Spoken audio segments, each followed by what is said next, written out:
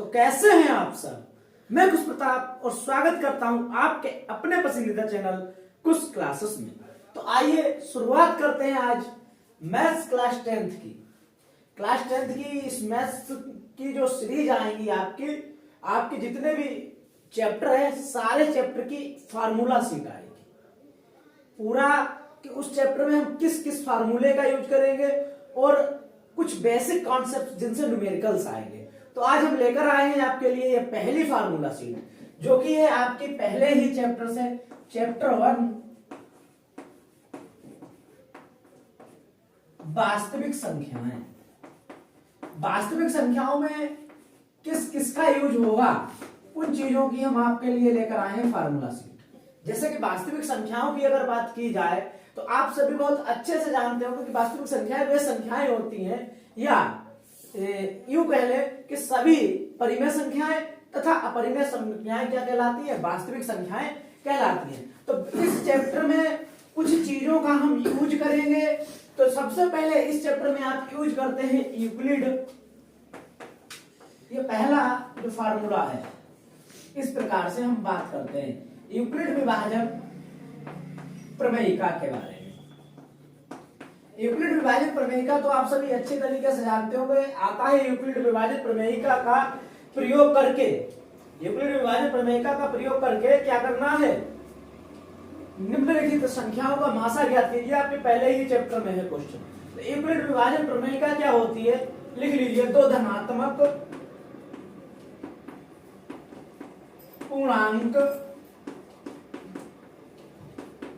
पूर्णांक क्या है, ए और बी दिए रहने पर, ए और बी दिए रहने पर क्या होगा, रहने पर अद्वितीय परिमेय संख्याएं, थ्योरेटिकल लिखे देते हैं, अद्वितीय पूर्ण संख्याएं Q तथा R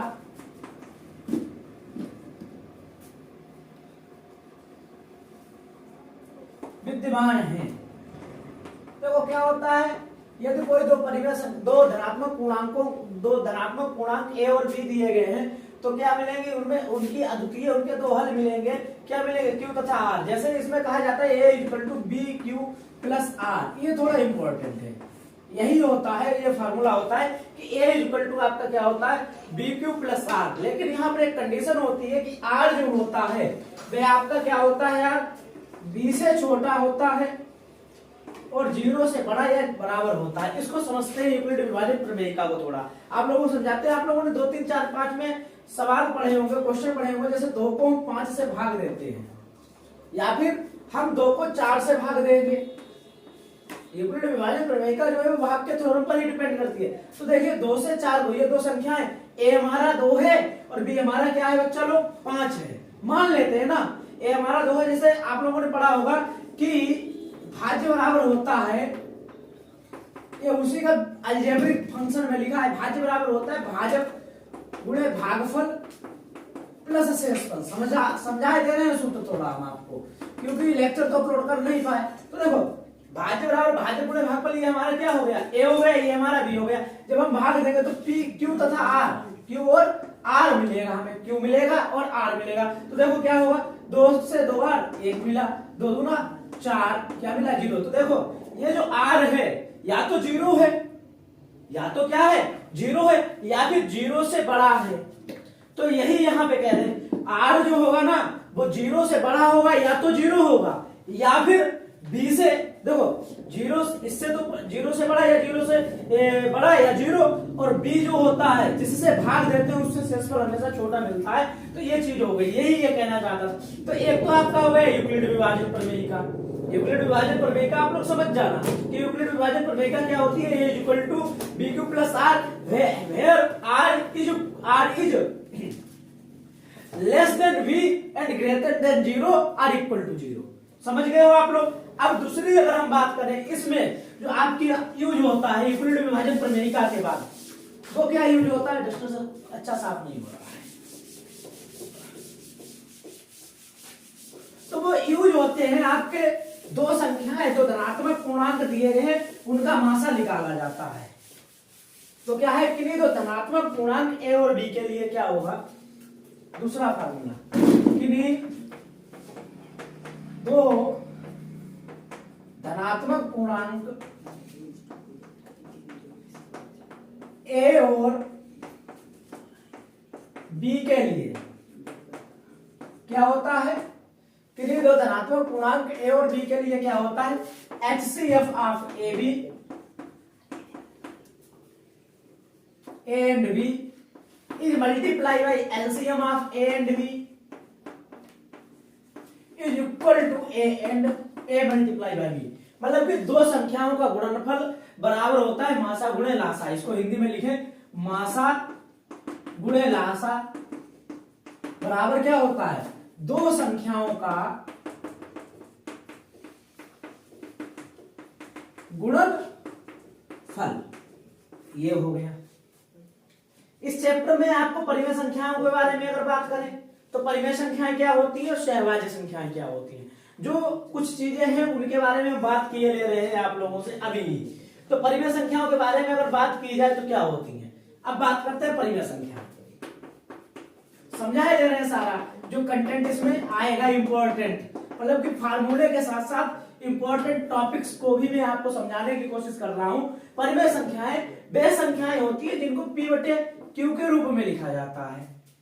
वे संख्याएं जिनको P बटे Q के रूप में लिखा जाता है, लेकिन Q क्या नहीं होना चाहिए, जीरो नहीं होना चाहिए। और P एंड Q वो क्या आपके होते हैं, दोनों आपके क्या होते हैं, इंटीजर होते हैं। समझ गए। परिमेय संख्याएं वे संख्याएं होती हैं जिनमें जिनको P बटे Q के रूप में लिखा जाए, Q जीरो ना हो। ये कंडीशंस थोड़ा समझना, इनसे विकल्प उठ जाएंगे। इसी वजह से मैं ये फार्मूला लेक्चर लेकर आया हूं। और फार्मूला लेक्चर जितने भी 11 लेक्चर पढ़ेंगे ना, 5-5, 6-6 मिनट का वीडियो पड़ेगा, ठीक है, 5-5, 6-6 मिनट का वीडियो आपका पड़ेगा फार्मूला लेक्चर का। लेकिन यहाँ पर हम क्लियर ये करा देंगे कि यहाँ से बहुत सारे आपके मल्टीपल क्लियर हो जाए। तो P upon Q equal to क्या होता है, Q जीरो नहीं होना चाहिए, Q जीरो ना हो, P जीरो हो सकता है। यानी कि जीरो एक परिमेय संख्या है, जीरो जो है वो आपकी परिमेय संख्या होगी। जैसे जीरो परिमेय संख्या कैसी होगी, जैसे हम आपसे क्वेश्चन पूछेगा क्या शून्य परिमेय संख्या है, या ऐसा कह दिया जीरो एक है परिमेय और विकल्प आदर दे दिया, तो जीरो जो है वो आपकी परिमेय है। क्यों परिमेय है, क्योंकि जीरो के बटे जब हम एक लिखेंगे तो ये P बटे Q के रूप में बन जाएगी। और Q क्या नहीं है, जीरो नहीं है, P भी इंटीजर है और Q भी क्या है बच्चा लोग, इंटीजर है। इसीलिए ये हमारा जीरो जो है, जीरो हमारा क्या होगा, परिमेय संख्या होगा। अब बात आती है पाई। यहां पे दो विकल्प बहुत अच्छे उठते हैं, जीरो और पाई। पाई कैसी संख्या है, तो आप कहोगे सर पाई का जो मान होता है ना वो होता है 22/7। तो पाई परिमेय संख्या होनी चाहिए, क्योंकि 22 पूर्णांक है और 7 पूर्णांक है। लेकिन आप लोगों को यह चीज याद रखनी है, पाई जो होता है ये अपरिमेय होता है, परिमेय नहीं होता है। क्योंकि 22/7 पाई का मान इक्वल नहीं होता है, लगभग इक्वल होता है। क्या होता है, लगभग बराबर होता है। इसीलिए कहा जाता है कि पाई का जो मान होता है वह तो परिमेय संख्या होता है, लेकिन जो पाई आपका होता है वह परिमेय संख्या नहीं होता है। समझ गए, ठीक है। तो ये पाई आपकी कैसे संख्या है, अपरिमेय संख्या है। क्यों अपरिमेय संख्या है, क्योंकि देखो परिमेय संख्याओं की परिभाषा भी 2-3 प्रकार, देखो जो है दशमलव प्रसार 2 प्रकार का होता है। एक तो शांत होता है, दूसरा क्या होता है, अशांत।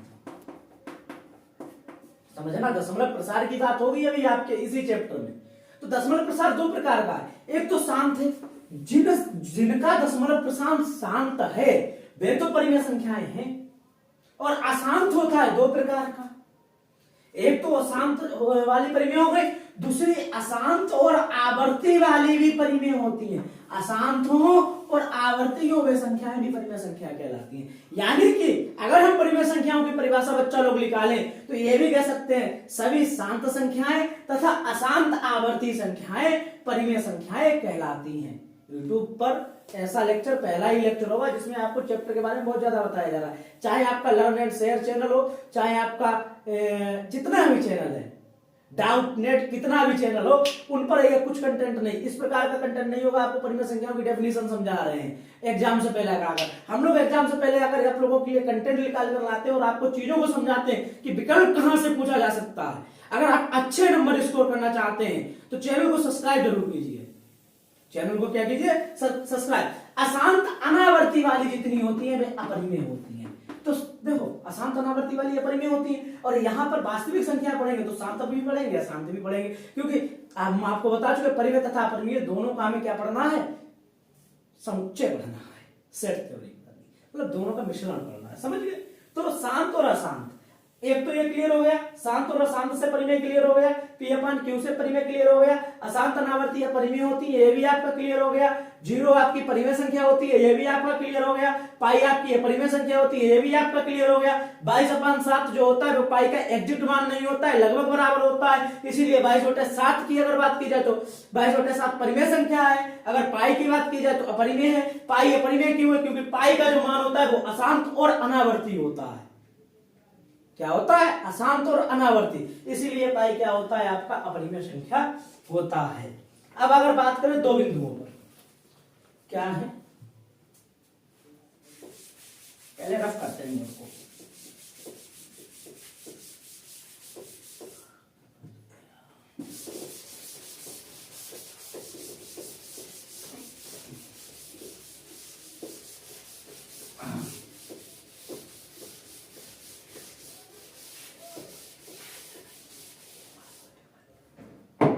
अब दशमलव प्रसार से संबंधित क्वेश्चन पूछे जाते हैं। दशमलव प्रसार से संबंधित क्वेश्चन आपसे पूछे जाते हैं। क्या क्वेश्चन पूछे जाते हैं, ध्यान देते हैं। जैसे कहा जाता है आपका कि बिना लंबी विभाजन प्रमेयिका के प्रयोग किए, मतलब कि डिवीजन नहीं करना है, भाग नहीं करना है, और आपको यह बताना है कि यह संख्या शांत होगी या अशांत होगी। तो देखो क्या होगा, अगर देखो दो बिंदु है, परिमेय संख्याओं का दशमलव प्रसार शांत दशमलव प्रसार होता है। कब, परिमेय संख्याओं का